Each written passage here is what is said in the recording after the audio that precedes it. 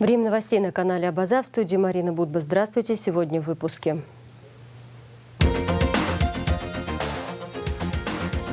Завершился визит Аслана Бжани в Республике Северного Кавказа. Глава государства провел ряд встреч по различным направлениям.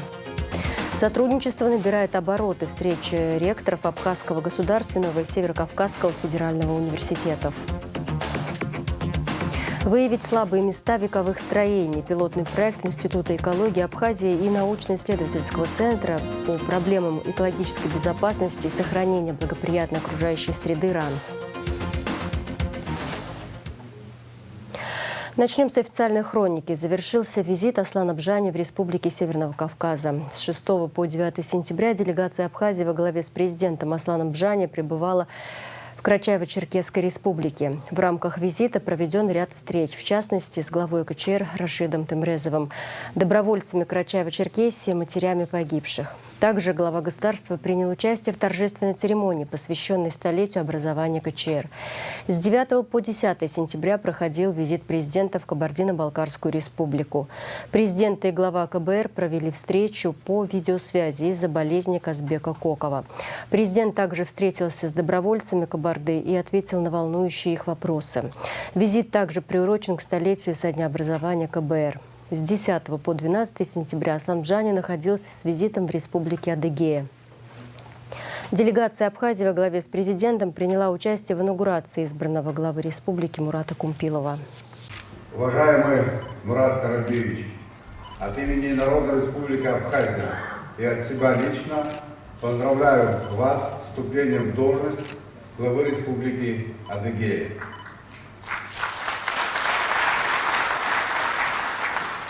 Вы являетесь опытным государственным деятелем, под чьим руководством Республика Адыгея достигла больших успехов в социально-экономическом развитии. Ваша энергия, неустанный труд, направленный на развитие Адыгеи, заслуживают искреннего уважения и любовь народа. Вас знаю как мудрого политического деятеля и грамотного управленца. Уважаемый Мурат Карабиевич, я хотел бы особо отметить вашу деятельность, направленную на укрепление многовековых братских отношений между нашими народами.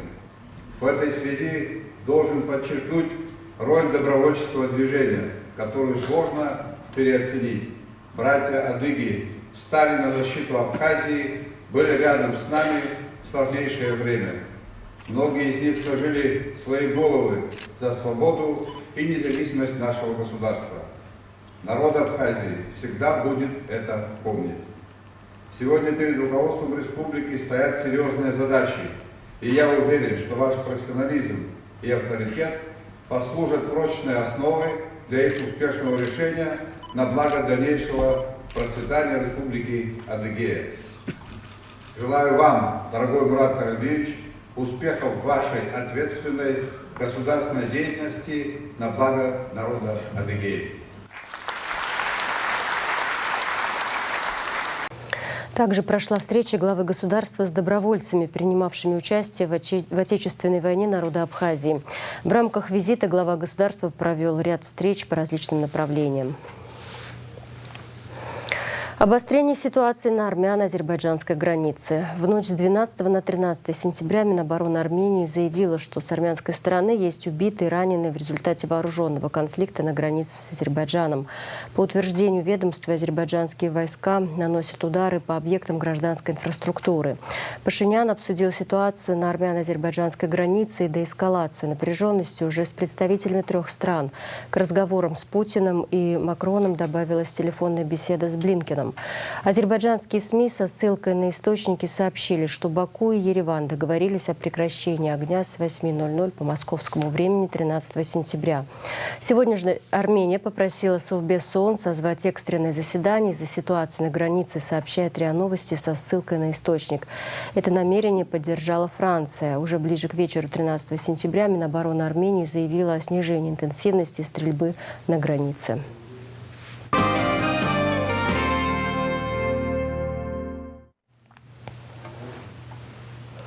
К новостям республики. Министерство иностранных дел Республики Абхазия получило ноту от Министерства иностранных дел Российской Федерации в отношении соглашения о госдаче Пицунда.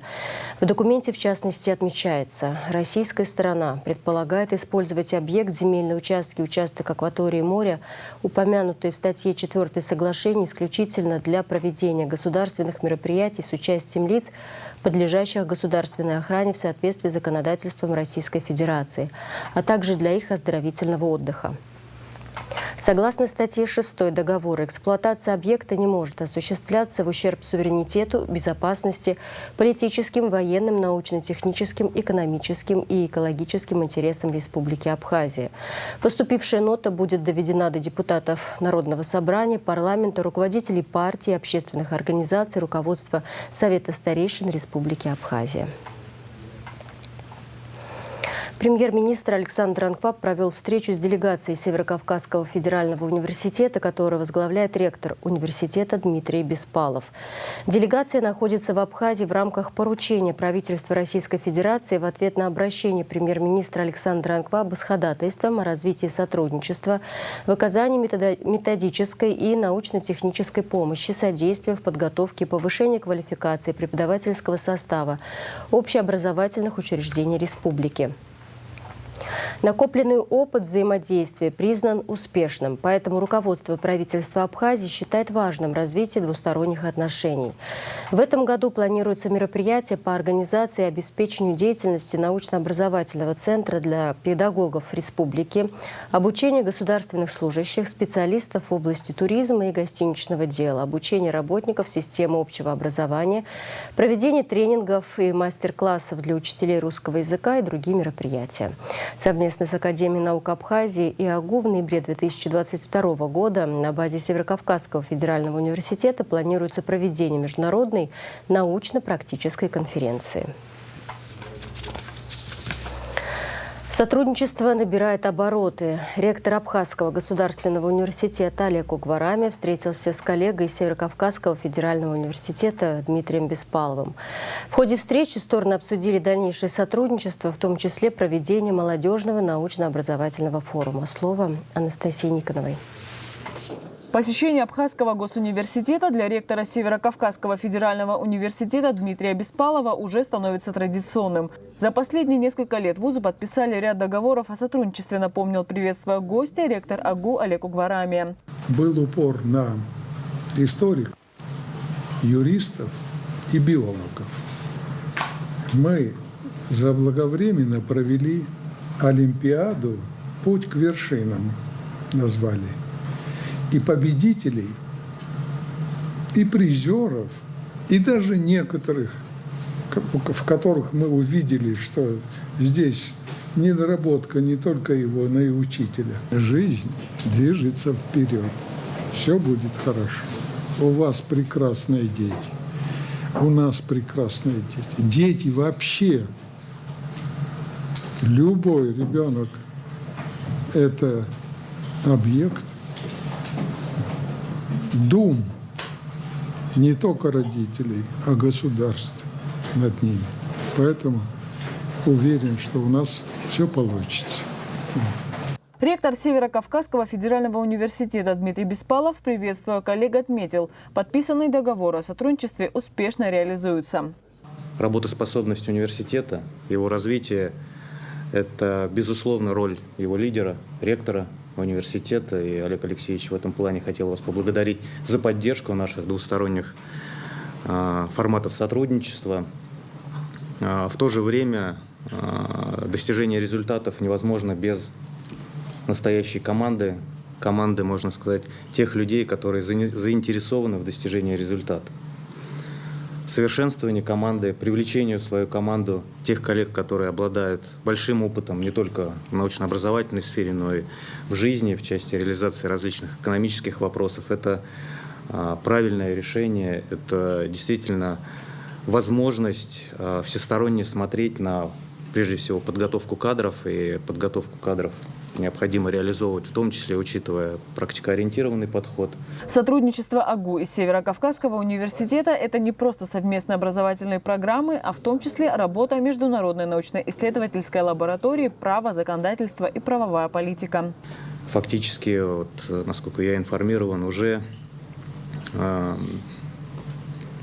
опубликованы ряд статей, которые, собственно, и символизируют достаточно содержательный подход коллективов наших ученых. Помимо этого, конечно же, и наши ученые находятся в постоянном поиске новых достижений, и истории, и вопросы, связанные с археологическими науками, в том числе входят в этот контур юриспруденция, экономика, биология. Наша работа продолжается, и впереди мы запланировали, скажем так, ряд мероприятий. Речь, в частности, идет о молодежном научно-образовательном форуме, который пройдет на площадке Абхазского госуниверситета с 26 по 29 октября. Анастасия Никонова, Сасрык Агухава, Абаза ТВ. Очередной груз гуманитарной помощи отправлен на Донбасс. Сотрудники МЧС Абхазии доставят в Донецк 17 тонн груза. Основную часть гуманитарного груза составляет бутилированная вода и продукты питания. Группу абхазских спасателей возглавляет министр по чрезвычайным ситуациям Лев Квицыня. Сотрудники Института экологии Академии наук Абхазии совместно с научно-исследовательским центром по проблемам экологической безопасности и сохранения благоприятной окружающей среды Сибирского отделения РАН провели исследование ряда инженерных сооружений на территории Абхазии. Исследования проводились с 1 по 11 августа. Это был пилотный проект с использованием современных методов геофизических исследований. Наши корреспонденты решили подробнее узнать об этих исследованиях и объектах, чье состояние было изучено. Репортаж Марьяны Котовой. Сухумский маяк стал одним из объектов, которые изучили на предмет устойчивости и усталости материала.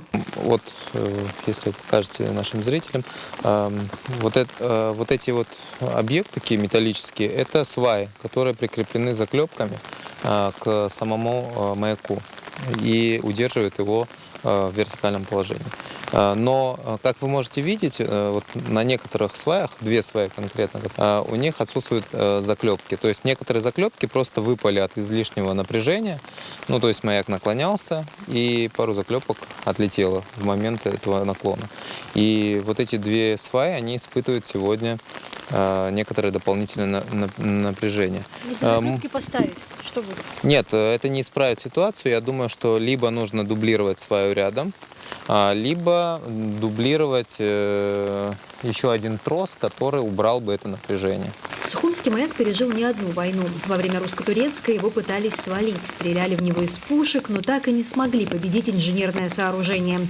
Брат-близнец Сухумского маяка находится во Франции. Но тамошний маяк сохраняет устойчивость без тросов, а нашему они необходимы. А возможно, нужны и дополнительные. На сегодняшний день маяк укреплен тросами, которые уменьшают степень его наклонов и обеспечивают большую устойчивость. Некоторые троса, они более напряжены, ввиду того, что есть дополнительное напряжение на определенных сваях. И один трос сейчас находится в оборванном состоянии, то есть во время сильного шторма и ветра с новороссийского направления один трос оборвало уже прилично лет. Я думаю, что при реконструкции троса можно убрать, если сваи будут укреплены, но все-таки в условиях того, что маяку уже столько лет, троса будут обеспечивать дополнительную устойчивость этой конструкции. Вот так выглядит частотный снимок маяка. Красные пятна – места напряжения, то есть наиболее слабые, нуждающиеся в укреплении. Метод частотного определения устойчивости сооружений разработали в Новосибирске. По мнению специалистов, сегодня он самый надежный.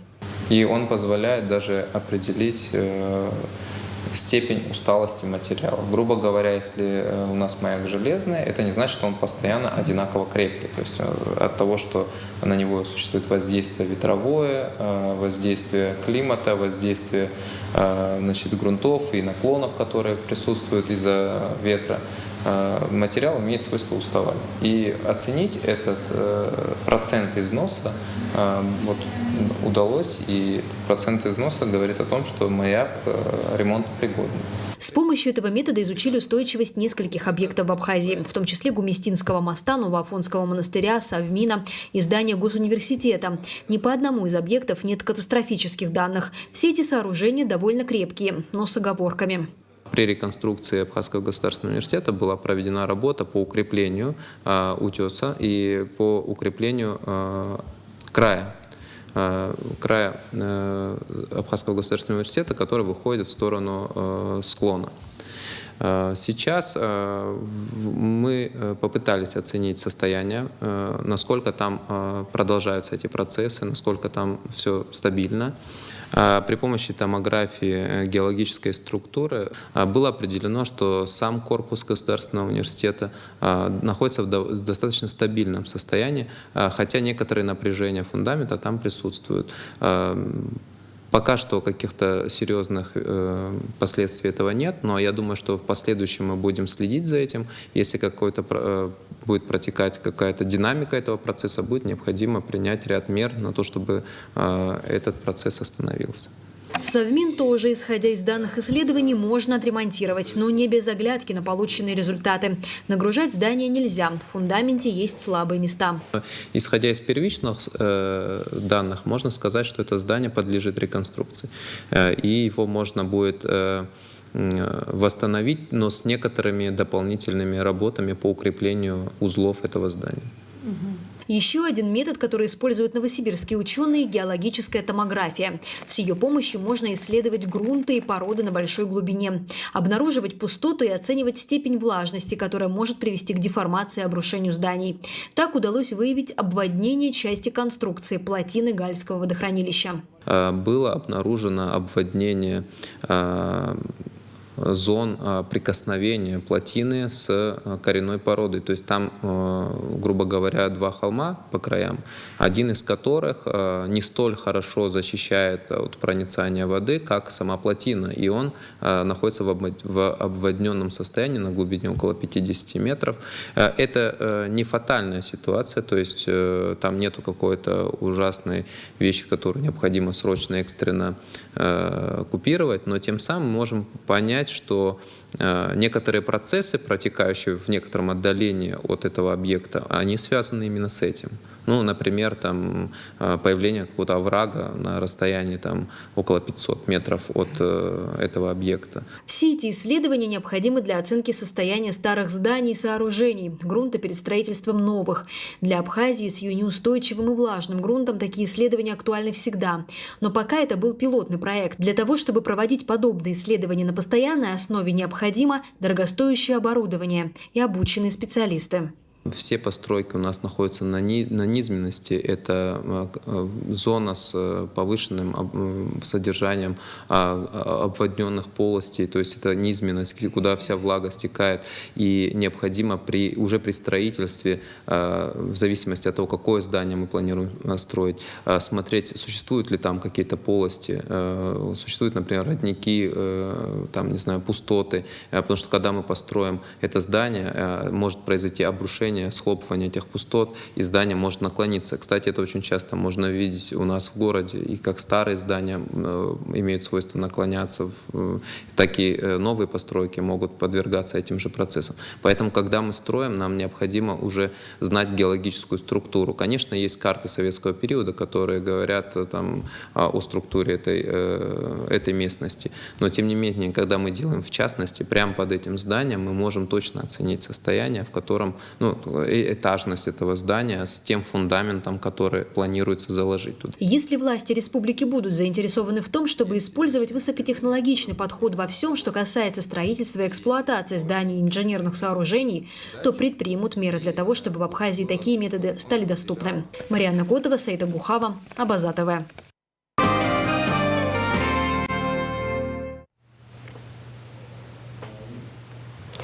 Пресечена попытка незаконного вывоза из России денежных средств. Свыше 1 миллиона рублей выявлено у туриста, направляющегося в Абхазию.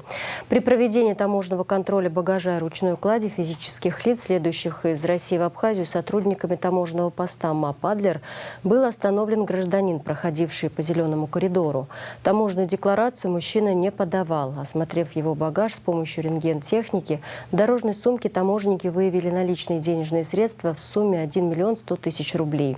Наличная валюта, не превышающая установленную норму, была возвращена гражданину. Остальные денежные средства в сумме 488 200 рублей изъяты. Возбуждено дело об административном правонарушении. По данным пресс-службы МВД Абхазии, сотрудники госавтоинспекции составили 8003 протокола за различные виды нарушений ПДД на дороге в республиках в августе. Очередной рекорд по количеству выписанных протоколов за управление автомобилем в нетрезвом состоянии был побит в минувшем августе. 680 штрафов, что на 182 протокола больше, чем в июле. Сильный ветер снес крыши домов в селе Гумиста Сухумского района, сообщил спутник глава администрации района Алхаз Читанава. Пока только 4 заявителя обратилось к нам. Комиссия выехала, она будет изучать ущерб. Это произошло утром, идет дождь, дома заливает водой, отметил он. Более подробная информация будет предоставлена после определения ущерба жителям. Сберегательный банк Абхазии определил график выплат российской пенсии в июле 2022 года. Выплата пенсии начнется с 16 сентября. Пенсионеры, родившиеся до 1940 года, а также те, кто родился в период между 41 и 47 годом, могут получить деньги 16, 19 и 20 сентября. Граждане с 48 по 50 и с 51 по 53 годов рождения должны получить пенсию 21, 22 и 23 сентября. Пенсионеры с 54 по 56 годов рождения смогут получить выплаты 26, 27, 28 сентября. А с 29 сентября пенсию за сентябрь смогут получить граждане, родившиеся в 1957 году и позже. Кубок дружбы народов Кавказа – так называется первый женский открытый турнир по баскетболу, который стартовал в Сухуми. В нем приняло участие 6 команд, 3 из которых местные. В числе гостей Краснодар, Черкесск и команда ДНР. Соревнования организованы Федерацией баскетбола Абхазии, Госкомитетом по делам молодежи и спорту при поддержке компании «Амобайл». Турнир продлится 5 дней. Поддержать спортсменок можно в детско-юношеской спортивной школе столицы. Абхазия вас приветствует, мои дорогие участники международного турнира.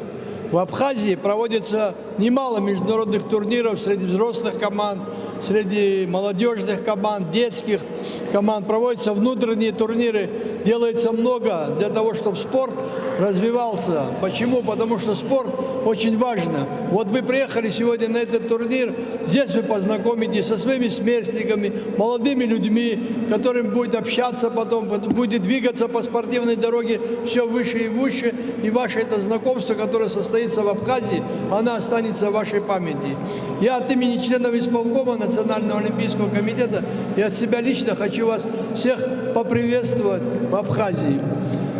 Теперь огромное спасибо, конечно, организаторам турнира, Государственному комитету, Федерации баскетбола Абхазии.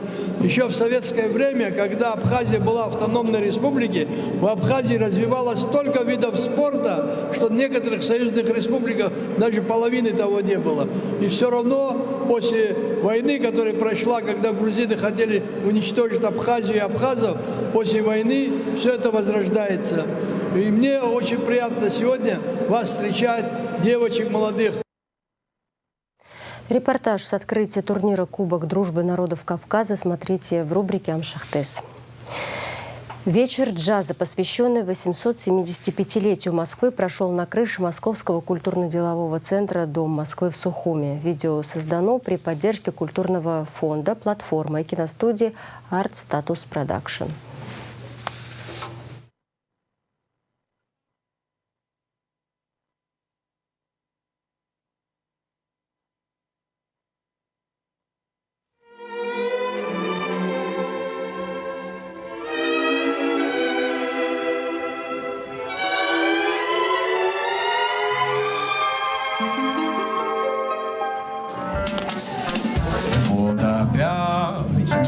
стемнеет высь. Вот и окна сумерка зажгли.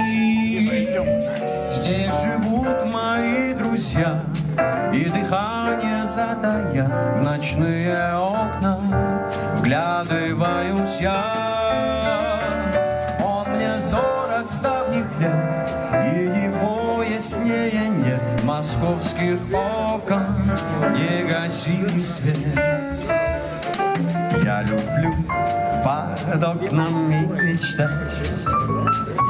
Я могу, как книги, их читать, и заветный свет храня, и лаская, и маня. Они, как люди, смотрят на меня.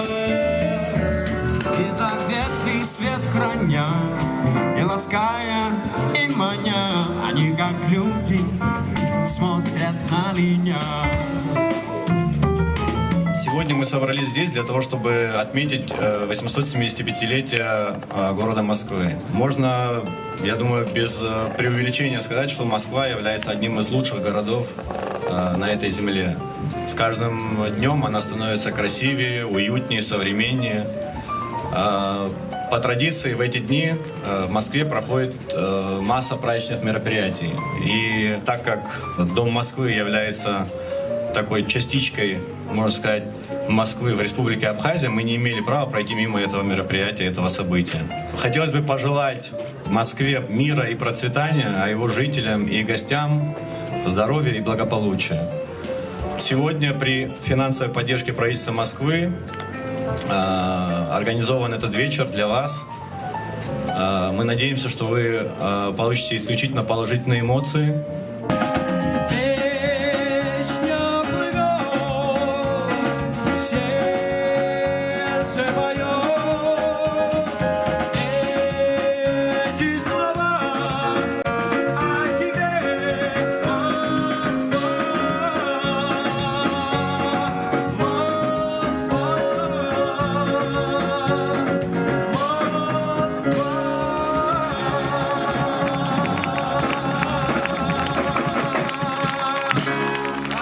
Спасибо большое.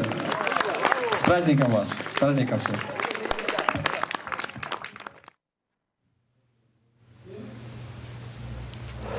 В завершении выпуска прогноз погоды.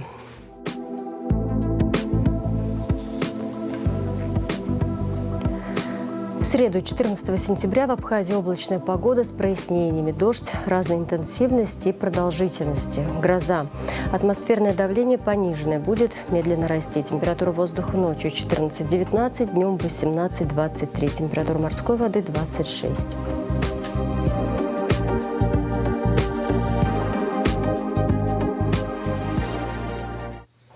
На этом пока все. За развитием событий следите вместе с нами. До встречи.